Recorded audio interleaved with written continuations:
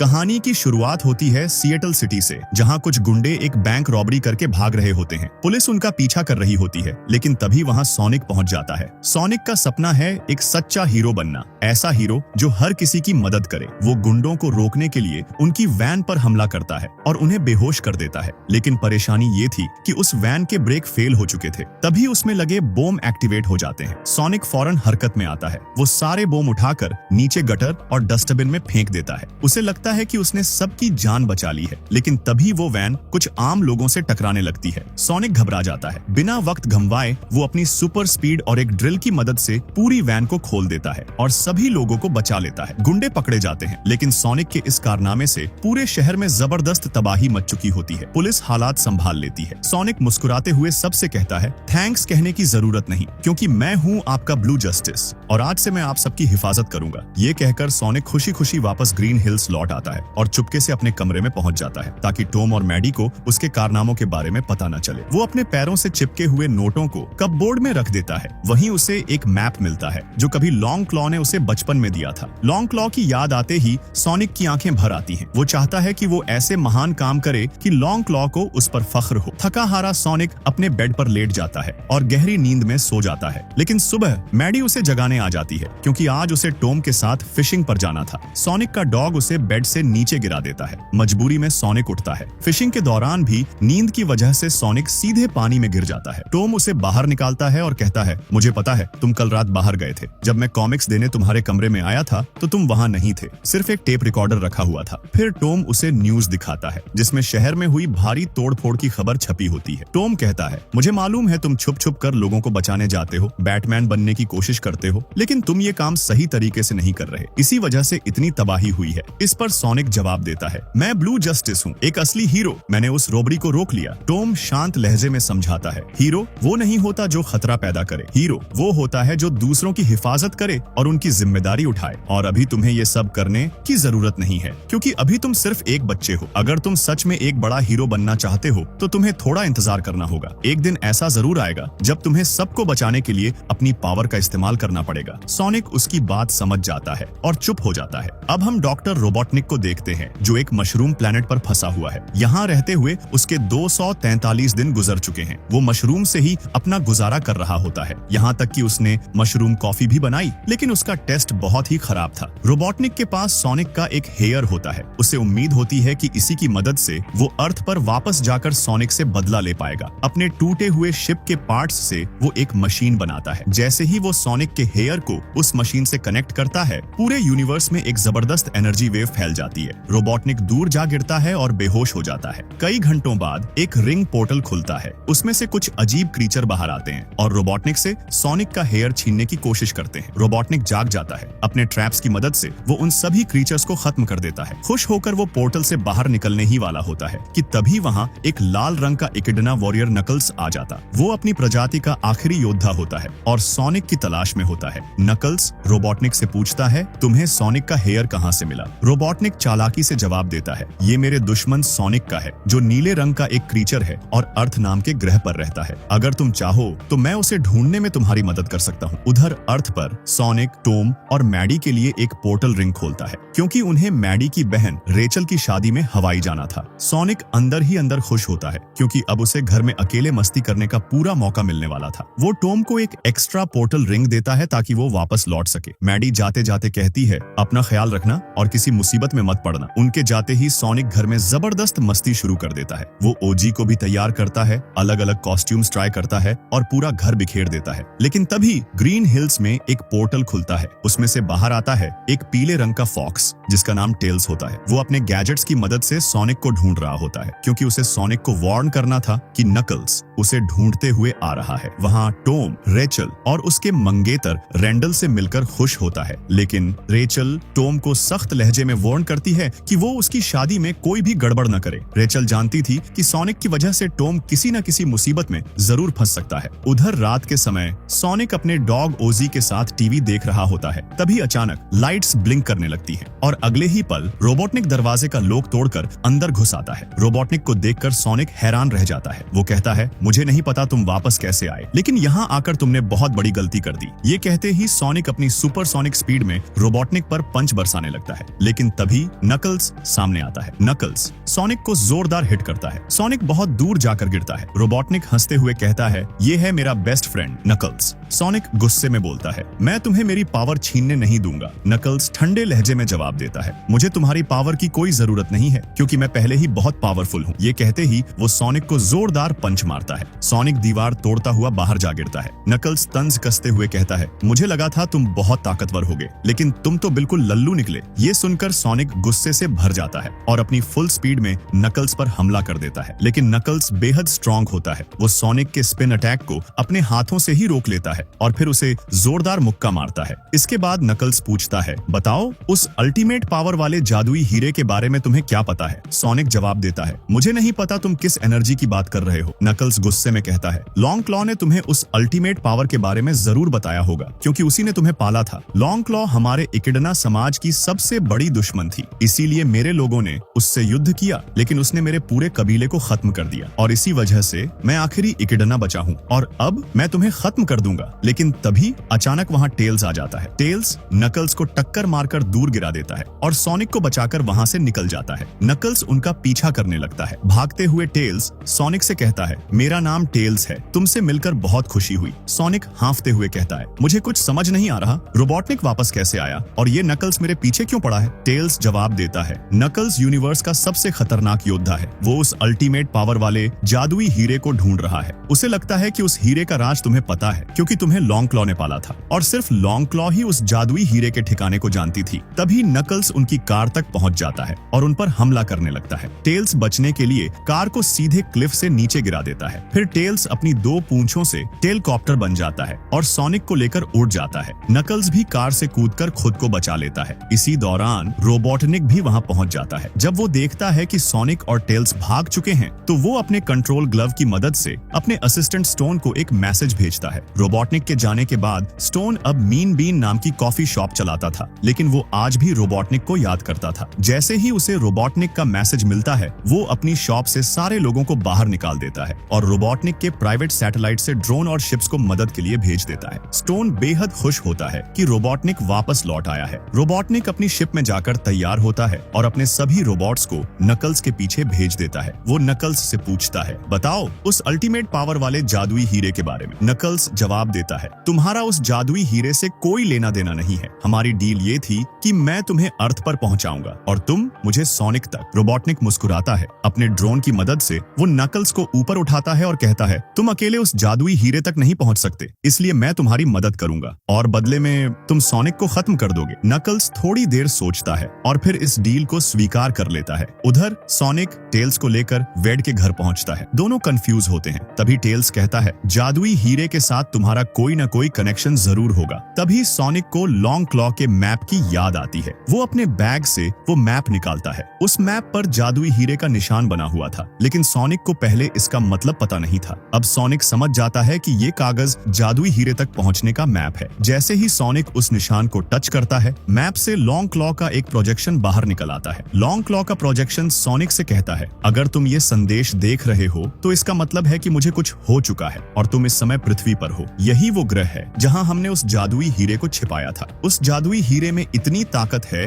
कि अगर कोई इंसान उसे हासिल कर ले तो वो जो कुछ भी सोचेगा वो हकीकत बन जाएगा। इसीलिए अगर ये हीरा किसी गलत इंसान के हाथ लग गया तो वो पूरी दुनिया को नष्ट कर सकता है। इस जादुई हीरे की रक्षा करना मेरा कर्तव्य था और अब मेरे बाद ये जिम्मेदारी तुम्हारी है। इस नक्शे की मदद से जादुई हीरे तक पहुंचना और उसकी हिफाजत करना। मुझे पता है तुम एक अच्छे हिजहोक हो और तुम्हारे पास ऐसा दिल है जो बहुत कम क्रीचर्स के पास होता है। लॉन्ग क्लॉ का संदेश खत्म होते ही सोनिक की आंखें नम हो जाती हैं। वो मन ही मन फैसला करता है कि वो लॉन्ग क्लॉ को कभी निराश नहीं करेगा और जादुई हीरे की हर हाल में रक्षा करेगा। सोनिक टेल्स से कहता है, इस नक्शे के मुताबिक हमें सबसे पहले साइबेरिया जाना होगा। वहीं एक कंपास छिपा हुआ है जो हमें जादुई हीरे तक ले जाएगा और हमें नकल्स से पहले वो कंपास हासिल करना होगा। ये कहते ही सोनिक एक रिंग से साइबेरिया के लिए पोर्टल खोल देता है। टेल्स थोड़ा घबराकर कहता है, मैं तुम्हारे साथ नहीं जा सकता, मैं बस तुम्हें चेतावनी देने आया था, मैं तुम्हारे जितना बहादुर नहीं हूँ। सोनिक मुस्कुराकर कहता है, चिंता मत करो, मैं तुम्हारी रक्षा करूंगा। वो टेल्स से एक सच्चा वादा करता है। टेल्स थोड़ी देर सोचता है और फिर मान जाता है। उधर रोबोटनिक स्टोन की कॉफी शॉप में पहुंच जाता है। स्टोन उसका बेसब्री से इंतजार कर रहा होता है। उसे देखकर वो बेहद खुश हो जाता है और उसे देसी बकरी का दूध पिलाता है। स्टोन नकल्स का भी अपनी अपनी टीम में स्वागत करता है, लेकिन नकल्स उसका हाथ मरोड़ देता है। रोबोटनिक हंसते हुए कहता है, बुरा मत मानो, ये इसका स्टाइल है। इसके बाद स्टोन अपनी कॉफी शॉप को एक हाईटेक लैब में बदल देता है। इधर हवाई में टॉम को दिखाया जाता है, जो रेचल के मंगेतर रैंडल के साथ वॉलीबॉल खेल रहा होता है, लेकिन टॉम रैंडल से हार जाता है। तभी मैडी भी वहां पहुंच जाती है, जो जोजो के साथ वेडिंग रिंग संभालने की प्रैक्टिस कर रही होती है। टॉम मैडी से कहता है, मुझे सोनिक बहुत याद आ रहा है, अगर वो यहाँ होता तो हम साथ में कितनी मस्ती करते। मैडी उसे समझाती है, सोनिक अपना ख्याल खुद रख सकता है, तुम उसकी चिंता छोड़ो और इस पल को एंजॉय करो। अब कहानी हमें ले जाती है साइबेरिया, जहाँ सोनिक और टेल्स आगे बढ़ रहे होते हैं, लेकिन वहाँ जबरदस्त बर्फीला तूफान चल रहा होता है, इसलिए दोनों भेष बदलकर एक बार में चले जाते हैं। बार के अंदर कई खतरनाक गुंडे मौजूद होते हैं। उन्हें देखकर टेल्स डर जाता है, लेकिन सोनिक बेफिक्र होकर खाना खाने के लिए एक टेबल पर बैठ जाता है। साइबेरियन वेटर की भाषा सोनिक और टेल्स को समझ नहीं आती। तभी टेल्स अपने गैजेट से बातों को ट्रांसलेट करता है और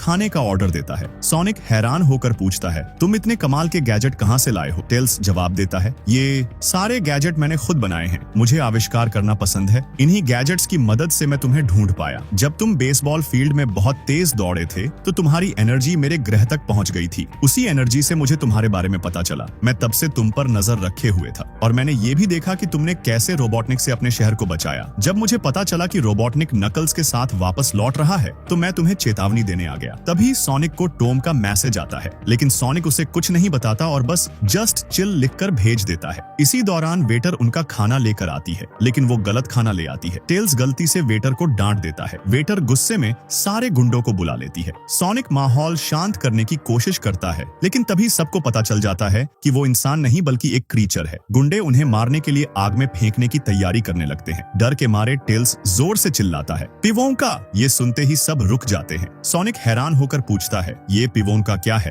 टेल्स समझाता है, पिवोंका साइबेरिया का एक डांसिंग रिवाज है। अगर हम जीत गए तो हमें छोड़ दिया जाएगा और अगर हार गए तो हमें आग में फेंक दिया जाएगा। तभी पिवोंका चैलेंजर स्थानीय डांस शुरू कर देता है। सोनिक टेल्स से कहता है, हमें नक्शा लेकर यहाँ से निकलना होगा, लेकिन चैलेंजर वो नक्शा अपने पास रख लेता है। अब सोनिक के पास जीतने के अलावा कोई और रास्ता नहीं होता। सोनिक अपना फोन स्पीकर से जोड़ता है और अपना गाना चला देता है। वो टेल्स से कहता है, मेरे साथ डांस करो। दोनों जबरदस्त डांस करने लगते हैं। टेल्स इस मुकाबले को और रोमांचक बनाने के लिए अपने कई होलोग्राम क्लोन बना लेता है। पूरा बार तालियों से गूंज उठता है। सब उनकी परफॉर्मेंस देखकर खुश हो जाते हैं। आखिरकार सोनिक और टेल्स जीत जाते हैं। सोनिक अपना नक्शा वापस हासिल कर लेता है और वहाँ मौजूद सभी लोग खुश हो जाते हैं। सोनिक टेल्स को अपना फ्रेंड कहता है। ये सुनकर टेल्स बेहद खुश हो जाता है। टेल्स भावुक होकर कहता है, जब मैं छोटा था तो मेरा कोई दोस्त नहीं था। मैं 2 पूंछों के साथ पैदा हुआ था, इसलिए मेरे गांव के लोग मुझे अजीब समझते थे। लेकिन फिर मैंने तुम्हें देखा, गैलेक्सी का सबसे तेज क्रीचर, तुम भी सबसे अलग थे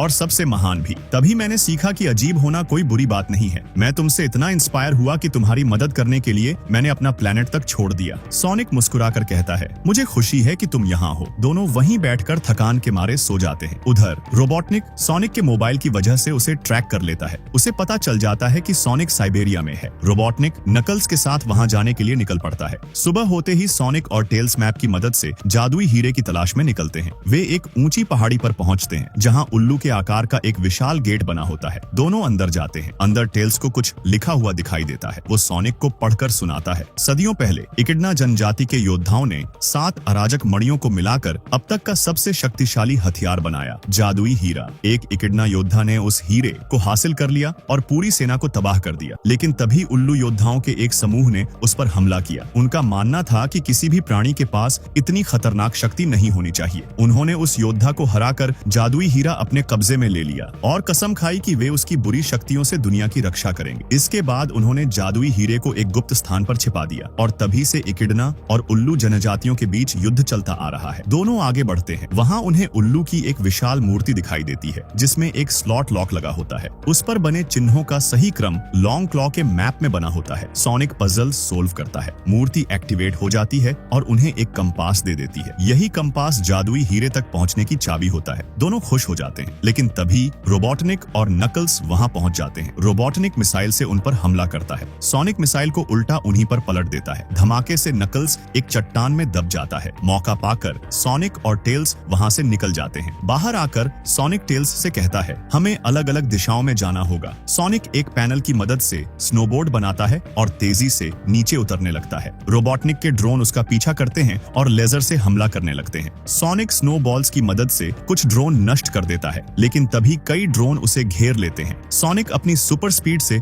सब कुछ स्लो कर देता है और एक एक करके सभी ड्रोन खत्म कर देता है। अचानक नकल्स पीछे से आ जाता है। वो सोनिक को जोरदार हिट करता है और उसे पहाड़ से नीचे लटका देता है। इस दौरान सोनिक की सारी पोर्टल रिंग्स नीचे गिर जाती हैं। सोनिक किसी तरह ऊपर चढ़कर कहता है, तुम बहुत गुस्सैल हो नकल्स, तुम्हें लोगों की जिंदगी बर्बाद करने में मजा आता है। नकल्स गुस्से में जवाब देता है, मैंने तुम्हारी वजह से सब कुछ खो दिया। और वो बताता है, एक दिन मेरे इकिडना कबीले ने आखिरी उल्लू योद्धा लॉन्ग क्लॉ को ढूंढ लिया था ताकि हमारी रियासत जादुई हीरा वापस पा सके। मैं भी उस युद्ध में जाने वाला था, लेकिन मेरे पिता ने मुझे रोका और कहा, तुम्हारा समय जरूर आएगा। ये मेरे पिता के आखिरी शब्द थे, क्योंकि उस दिन मेरे परिवार में से कोई भी वापस नहीं लौटा। सोनिक भावुक होकर कहता है, मैंने भी उसी दिन अपना सब कुछ खो दिया था। ये सुनकर नकल्स थोड़ा शांत हो जाता है, लेकिन तभी टेल्स वहां आ जाता है और अपने गैजेट से नकल्स पर हमला कर देता है। नकल्स को लगता है कि सोनिक उसे बहकाने की कोशिश कर रहा था। वो और ज्यादा गुस्सा हो जाता है। सोनिक उसे समझाने की कोशिश करता है, लेकिन नकल्स उसकी बात नहीं सुनता। हालात बिगड़ते देख सोनिक कंपास टेल्स की तरफ फेंक देता है, लेकिन तभी रोबोटनिक बीच में आकर कंपास पकड़ लेता है। वो टेल्स पर मिसाइल से हमला करता है और नकल्स के साथ वहां से भाग जाता है। इस हमले में टेल्स बुरी तरह घायल हो जाता है और बेहोश हो जाता है। इसी दौरान धमाकों की वजह से जबरदस्त हिमस्खलन शुरू हो जाता है। सोनिक टेल्स को उठाकर स्नोबोर्ड से वहां से निकलने लगता है, लेकिन अब उसके पास एक भी पोर्टल रिंग नहीं बची होती। मजबूर होकर सोनिक टॉम को कॉल करता है, लेकिन उधर रेचल और रैंडल की शादी चल रही होती है, इसलिए टॉम फोन नहीं उठा पाता। सोनिक तुरंत टॉम को एक इमरजेंसी मैसेज भेजता है। मैसेज देखते ही टॉम भीड़ से दूर जाकर कॉल पिक करता है। स्क्रीन पर सोनिक को स्नोबोर्ड पर देखकर टॉम पूरी तरह कंफ्यूज हो जाता है। सोनिक जल्दी जल्दी कहता है, मुझे मदद चाहिए, तुम तुरंत एक पोर्टल खोलो, और वो उसे अपनी लोकेशन बता देता है। टॉम अपने पास मौजूद रिंग फेंककर पोर्टल खोलने की कोशिश करता है, लेकिन पोर्टल नहीं खुलता। तभी उसे याद आता है कि जब उसने जोजो के साथ मस्ती की थी, तब उसकी रिंग रेचल की रिंग से बदल गई थी। घबराया हुआ टॉम रैंडल के पास जाता है और उससे रिंग मांगता है, लेकिन रेचल गुस्से में आ जाती है। वो चिल्लाकर कहती है, तुम मेरी शादी बर्बाद कर रहे हो। टॉम को कोई और रास्ता नहीं दिखता। मजबूरी में वो रैंडल को मुक्का मारता है और रिंग छीन लेता है। जैसे ही टॉम रिंग फेंकता है, एक पोर्टल खुल जाता है। अगले ही पल सोनिक और टेल्स बर्फ की तेज लहर के साथ पोर्टल से बाहर आते हैं। पूरा शादी का फंक्शन तहस नहस हो जाता है। हालांकि किसी को गंभीर चोट नहीं लगती। मैडी घबराकर पूछती है, ये सब क्या हो रहा है? सोनिक जल्दी से बताता है, रोबोटनिक वापस लौट आया है। वो एक जादुई हीरा चाहता है। अगर मैं उससे पहले उस हीरे तक नहीं पहुंचा तो वो पूरी दुनिया तबाह कर देगा। सोनिक टेल्स को उठाने ही वाला होता है कि तभी अचानक एक टेजर नेट उस पर गिरता है। सोनिक बेहोश हो जाता है और तभी सच्चाई सामने आती है। रेचल की शादी असल में एक नाटक थी। रैंडल और उसके सभी दोस्त हथियारों से लैस होते हैं। तभी वहाँ कमांडर वॉल्टर्स आता है। वो सबको बताता है रैंडल और उसके दोस्त फेडरल एजेंट हैं। ये शादी का नाटक इन क्रीचर्स को पकड़ने के लिए रचा गया था। ये सुनकर रेचल आग बबूला हो जाती है। एजेंट्स सोनिक और टेल्स को पिंजरे में बंद कर देते हैं और उन्हें ले जाने लगते हैं। टॉम को गुस्सा आ जाता है। वो सोनिक को बचाने के लिए एजेंट्स पर हमला करता है, लेकिन एजेंट्स टॉम को भी पकड़ लेते हैं। कमांडर अपने अफसरों को आदेश देता है, हेलीकॉप्टर आने तक इन सबको होटल में बंद रखो। रेचल पूरी तरह कंफ्यूज हो जाती है। वो कमांडर से पूछती है, ये सब क्या है? कमांडर जवाब देता है, सैन फ्रांसिस्को की घटनाओं के बाद एक ग्लोबल टास्क फोर्स बनाई गई है ताकि हम पृथ्वी को एलियन खतरों से बचा सकें। मैडी कहती है, सोनिक हमारा दुश्मन नहीं है, हमारा असली दुश्मन रोबोटनिक है जो वापस लौट आया है और सिर्फ सोनिक ही उसे रोक सकता है। लेकिन कमांडर उसकी बात नहीं सुनता और वहां से चला जाता है। तभी जोजो मैडी के पास आती है। वो टेल्स का बैग मैडी को देती है। बैग के अंदर टेल्स के सारे हथियार और गैजेट्स होते हैं। मैडी के दिमाग में एक आइडिया आता है। वो सोनिक और टेल्स को आजाद कराने का फैसला करती है। मैडी चुपके से होटल में एंटर करती है। रास्ते में आने वाले सभी गार्ड्स को वो गैजेट्स की मदद से बेहोश कर देती है। उधर रेचल गुस्से में रैंडल के पास जाती है। ये देखकर कमांडर रेचल पर टेजर गन से हमला करता है, लेकिन रैंडल बीच में आकर रेचल को बचा लेता है, क्योंकि अब उसे रेचल से सच्चा प्यार हो चुका होता है। रेचल गुस्से में कमांडर पर टेल्स की गन तान देती है। कमांडर हंसकर कहता है, ये तो खिलौना है। तभी रेचल वहां पड़े केक को ब्लास्ट कर देती है। कमांडर डर जाता है। रेचल रैंडल से पूछती है, क्या तुम मुझसे प्यार नहीं करते? क्या ये शादी सिर्फ तुम्हारे मिशन का हिस्सा थी? रैंडल भावुक होकर कहता है, तुमसे मिलने से पहले मुझे नहीं लगता था कि मैं कभी खुश रह सकता हूँ, लेकिन तुम्हारे साथ मैंने खुशी पाई और मुझे तुमसे सच्चा प्यार हो गया। दोनों मुस्कुराते हैं और एक दूसरे को किस कर लेते हैं। इसी दौरान मैडी सोनिक और टॉम तक पहुंच जाती है और उन्हें कैद से आजाद कर देती है। उधर रोबोटनिक और नकल्स पोर्टल की मदद से एक द्वीप पर पहुंच जाते हैं। रोबोटनिक उस जगह को स्कैन करता करता है। उसे कुछ खास पॉइंट्स दिखाई देते हैं। जैसे ही नकल्स कंपास को वहां लगाता है, एक रहस्यमयी फॉर्मेशन एक्टिवेट होती है और समुद्र के बीच से एक विशाल मंदिर बाहर निकल आता है। दूर से हरी रोशनी आसमान में फैल जाती है। सोनिक और बाकी सब वो रोशनी देख लेते हैं, लेकिन टेल्स अब भी बेहोश होता है। सोनिक टॉम से कहता है रोबोटनिक जादुई हीरे तक पहुंच चुका होगा। टॉम कहता है हमें उसे रोकने के लिए कोई प्लान बनाना होगा। सोनिक जवाब देता है मैं बहुत तेज हूँ, मैं वहाँ अकेले पहुँच सकता हूँ, मैं तुम लोगों को मुसीबत में नहीं डाल सकता। ये कहकर सोनिक अकेले वहाँ जाने के लिए निकल पड़ता है। तभी टेल्स को होश आ जाता है, लेकिन उसकी हालत काफी खराब होती है। सोनिक पानी में जाने से डरता है क्योंकि उसे तैरना नहीं आता, लेकिन अब उसके पास कोई और रास्ता नहीं होता। मजबूरी में वो पूरी रफ्तार से पानी में कूद जाता है। तेज लहरें उसे अपने साथ खींच लेती हैं। सोनिक डूबने लगता है और जब वो आंखें खोलता है वो उसी द्वीप पर होता है जहां जादुई हीरा छिपा हुआ है। उधर मंदिर के अंदर नकल्स और रोबोटनिक सभी ट्रैप्स से बचते हुए जादुई हीरे की ओर बढ़ रहे होते हैं, लेकिन ये रास्ता बिल्कुल आसान नहीं था। हर 7 कदम के दायरे में खतरनाक ट्रैप्स बिछे हुए थे। रोबोटनिक अपने हाईटेक गैजेट्स की मदद से एक-एक ट्रैप को डिटेक्ट करता हुआ आगे बढ़ता जाता है। वहीं दूसरी तरफ सोनिक भी जादुई हीरे की ओर बढ़ रहा होता है, लेकिन उसका तरीका अलग था। वो अपनी फुल स्पीड में आगे बढ़ता है, इतनी तेज कि हर ट्रैप उसके लिए बेकार हो जाता है। आखिरकार रोबोटनिक और नकल्स उस मंदिर के मुख्य कक्ष में पहुंच जाते हैं जहां जादुई हीरा रखा हुआ होता है। लेकिन तभी रोबोटनिक धोखे से नकल्स पर हमला करने की कोशिश करता है, क्योंकि उसका असली मकसद जादुई हीरे को हासिल करके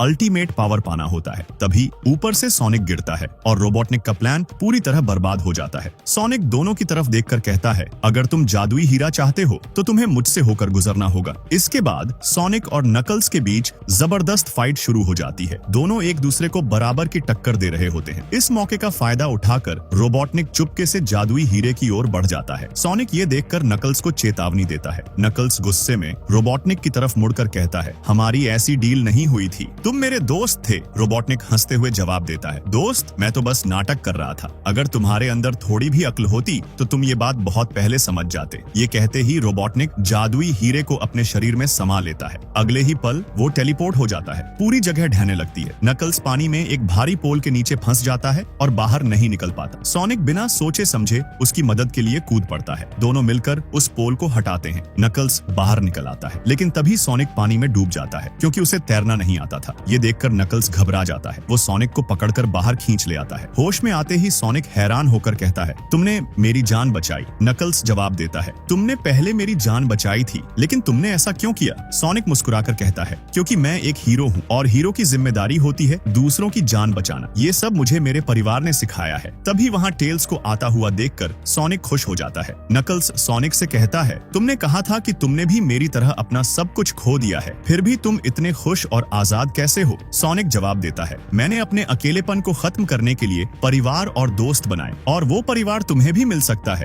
अब तुम्हें अकेले रहने की जरूरत नहीं है। नकल्स उसकी बात समझ जाता है। वो अपने अंदाज में सोनिक से हाथ मिलाता है और जोर से पकड़ लेता है। सोनिक दर्द से चिल्लाता है। उधर ग्रीन हिल्स में हमें वेड को दिखाया जाता है। वो स्टोन की कॉफी शॉप में जाता है, लेकिन देखकर हैरान रह जाता है क्योंकि वो शॉप अब एक हाईटेक लैब बन चुकी होती है। वेड स्टोन पर गन तानकर उसे बंधक बना लेता है, लेकिन तभी रोबोटनिक वहां पहुंच जाता है। उसके चारों ओर हरी एनर्जी फैल रही होती है क्योंकि अब उसके पास जादुई हीरे की ताकत होती है। अब वो अपनी इमेजिनेशन को रियलिटी में बदल सकता है। रोबोटनिक खुशी से झूम उठता है। वो स्टोन को आजाद कर देता है, लेकिन उसी पल वहां आर्मी पहुंच जाती है क्योंकि टॉम और मैडी कमांडर को वहां ले आए होते हैं। रोबोटनिक उड़ता हुआ बाहर आता है। उसे देखकर सब हैरान रह जाते हैं। टॉम गुस्से में कहता है मैंने पहले तुम्हें लात मारकर बाहर निकाला था और इस बार भी मैं वही करूंगा। कमांडर आगे बढ़कर कहता है हमने तुम्हारी सारी फंडिंग रोक दी है। अब तुम ड्रोन या किसी मशीन का इस्तेमाल नहीं कर सकते। ये सुनकर रोबोटनिक आग बबूला हो जाता है। वो जादुई हीरे की ताकत से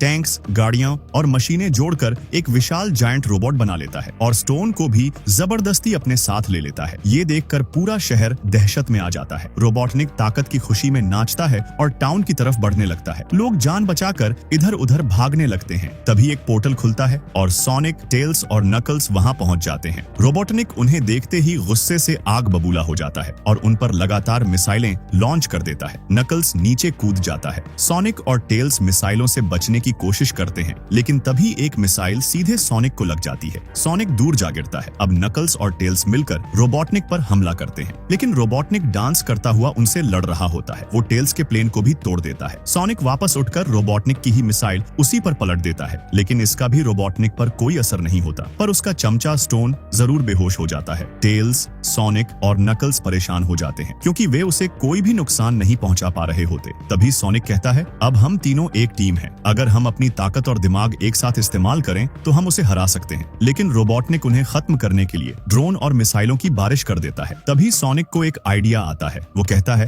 रोबोटनिक मुझे मारना चाहता है, मैं उसका ध्यान भटकाऊंगा और तुम दोनों उसके रोबोट के अंदर पहुंच जाना। ये प्लान टेल्स और नकल्स को भी पसंद आता है। सोनिक रोबोटनिक का ध्यान भटकाते हुए उसे दूर ले जाता है और इसी मौके का फायदा उठाकर टेल्स और नकल्स रोबोटनिक के रोबोट पर चढ़ जाते हैं। सोनिक चिल्लाकर पूछता है, तुमने कभी फ्यूचर के बारे में सोचा है? रोबोटनिक हंसते हुए कहता है, मैं पूरी मानव जाति को अपना गुलाम बनाऊंगा, मेरे रोबोट्स की सर्विस मुफ्त में करवाऊंगा और पूरा यूनिवर्स मेरे कब्जे में होगा, लेकिन तब तक तुम जिंदा नहीं रहोगे। ये कहते ही वो सोनिक पर हमला कर देता है। सोनिक भागते हुए ब्रिज की तरफ बढ़ता है, लेकिन रोबोटनिक पूरा ब्रिज ही तबाह कर देता है। सोनिक नीचे गिर जाता है। ये देखकर एगमैन बहुत खुश हो जाता है, लेकिन तभी टेल्स अपने गैजेट्स की मदद से रोबोट के अंदर घुस जाता है। वो ध्यान भटकाने के लिए अपने कई क्लोन बना लेता है। इसी मौके का फायदा उठाकर नकल्स रोबोटनिक पर जोरदार वार करता है। जादुई हीरा रोबोटनिक के शरीर से निकलकर अलग हो जाता है। पावर खत्म होते ही विशाल रोबोट भी जमीन पर गिर जाता है। रोबोटनिक घबरा जाता है। वो गुस्से में अपने रोबोट की बैकअप पावर चालू कर देता है। उधर सोनिक काफी घायल हो चुका होता है, लेकिन तभी उसकी नजर जमीन पर पड़े जादुई हीरे पर पड़ती है। वो उसे उठाने के लिए बढ़ता है, लेकिन रोबोटनिक सोनिक को मारने के लिए उसे अपने पैर से कुचलने लगता है। तभी टॉम और मैडी वहां पहुंच जाते हैं और सोनिक की जान बचा लेते हैं। हालांकि रोबोटनिक के हमले से उनकी कार पलट जाती है, लेकिन उन्हें कुछ नहीं होता। सोनिक सोचता है कि जादुई हीरे की ताकत अपने अंदर लेकर रोबोटनिक को वो रोक सकता है, लेकिन उसे हीरे की पावर इस्तेमाल करना नहीं आता। अचानक जादुई हीरा टूट जाता है और वो 7 मणियों में बिखर जाता है। रोबोटनिक चारों तरफ आग फैला देता है और उन पर पैर रखने के लिए आगे बढ़ता है। ये देखकर सोनिक कहता है, टॉम, मैडी, तुम दोनों यहाँ से चले जाओ, वो सिर्फ मुझे मारना चाहता है। मैडी भावुक होकर कहती है, तुम हमारे परिवार का हिस्सा हो, अगर मरना है तो हम साथ मरेंगे। ये सुनकर सोनिक की आंखें भर आती हैं। जैसे ही रोबोटनिक उन पर पैर रखने वाला होता है, सोनिक की भावनाओं से सारी मणियां एक्टिवेट हो जाती हैं। तेज रोशनी फैलती है और सोनिक सुपरसोनिक में बदल जाता है। उसका रंग चमकीला पीला हो जाता है। सुपरसोनिक टॉम और मैडी को बचाता है और एक ही वार में रोबोटनिक के रोबोट को तोड़ देता है। रोबोटनिक फिर चालाकी से सोनिक को अपनी बातों में फंसाने की कोशिश करता है, लेकिन अब सोनिक बहुत ज्यादा पावरफुल होता है। वो पूरे रोबोट को पूरी तरह नष्ट कर देता है। रोबोटनिक मलबे के नीचे जा गिरता है। टॉम और मैडी खुशी से सुपरसोनिक के पास जाने लगते हैं, लेकिन नकल्स उन्हें रोककर कहता है, ये अब वो सोनिक नहीं रहा, जादुई हीरे ने इसे बदल दिया होगा। तभी सोनिक अपनी पावर से अपना पसंदीदा चिल्ली डॉग मंगाता है। ये देखकर सब समझ जाते हैं कि ये वही पुराना सोनिक है। सोनिक सारी मणियां अपने शरीर से बाहर निकाल देता है और फिर अपने असली रूप में लौट आता है। सब खुश हो जाते हैं। टेल्स पूछता है, तुम यूनिवर्स के सबसे पावरफुल हीरो बन गए थे, फिर तुमने अपनी पावर क्यों छोड़ दी? सोनिक मुस्कुराकर कहता है, क्योंकि मैं अभी पूरी तरह तैयार नहीं हूँ और मुझे बच्चा बनकर रहना अच्छा लगता है। ये सुनकर टॉम और मैडी सोनिक को गले लगा लेते हैं। आखिर में नकल्स सारी मणियों को मिलाकर फिर से जादुई हीरा बना देता है। वो सबसे कहता है, मैं जिंदगी भर इस हीरे को ढूंढता रहा और अब ये हम सब के पास है। सभी मिलकर कसम खाते हैं कि वे जादुई हीरे की बुरी शक्तियों से हमेशा दुनिया की रक्षा करेंगे और दूसरों की मदद करते रहेंगे। इसके बाद हमें दिखाया जाता है कि अब नकल्स और टेल्स भी टॉम और मैडी के साथ ग्रीन हिल्स में रहने लगते हैं। चारों मिलकर बेसबॉल खेलते हैं, हंसी मजाक करते हैं और एक सच्चे परिवार की तरह जिंदगी एंजॉय करते हैं। एक दिन टॉम सोनिक से कहता है, अब तुम्हें अपने जैसे दोस्त मिल गए हैं, इसलिए तुम खुश हो? सोनिक मुस्कुराकर जवाब देता है, तुम हमेशा से मेरे डैड रहे हो और तुमने मुझे जिंदगी के बारे में बहुत कुछ सिखाया है। ये कहते ही सब मिलकर